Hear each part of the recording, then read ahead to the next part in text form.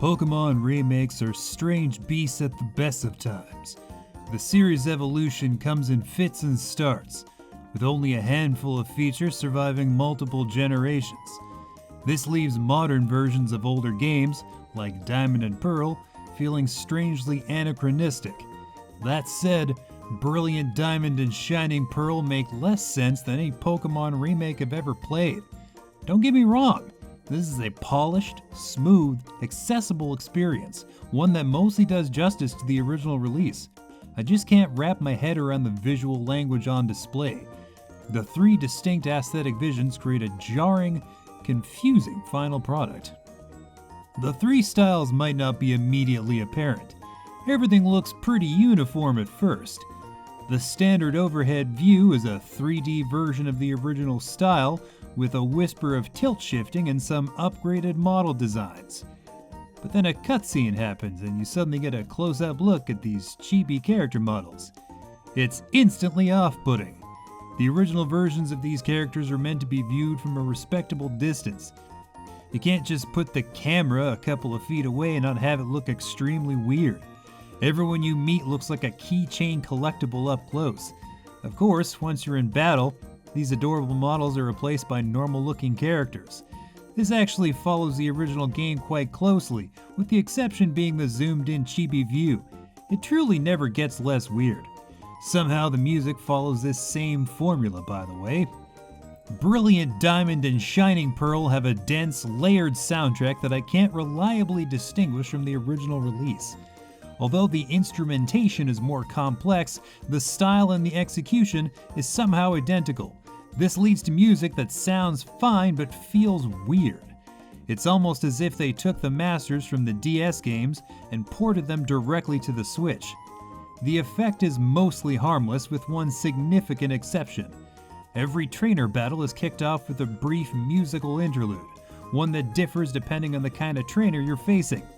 These tiny songs are almost uniformly insufferable.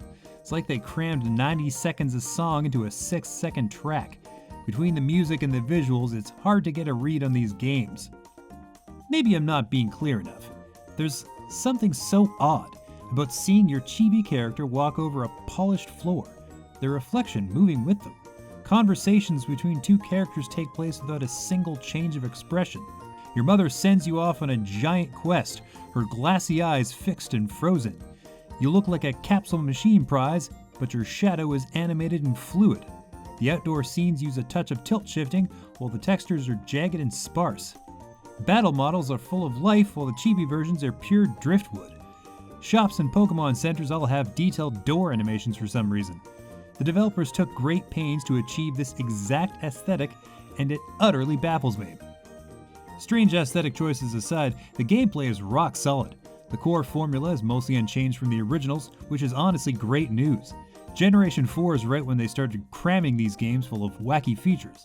Things like multi-gear bikes, underground tunnels, beauty contests, and secret bases all help keep you engaged.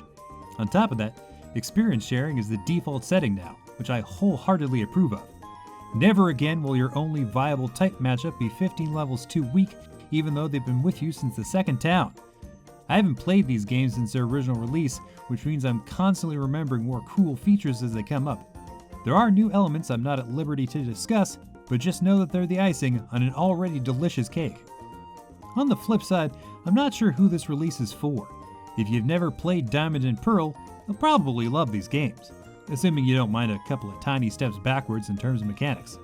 If you're familiar with the old games, this will be a mostly pleasant nostalgia trip, especially if you've forgotten everything that happens, like me. The only hitch is the baffling visual and audio design. More than anything, these choices suggest that the Pokemon Company isn't exactly sure what fans want out of these games. Brilliant Pearl feels well crafted yet confused, like they pursued several disparate visions at once. If you can see past these strange decisions, you'll find a set of pretty respectable Pokemon games.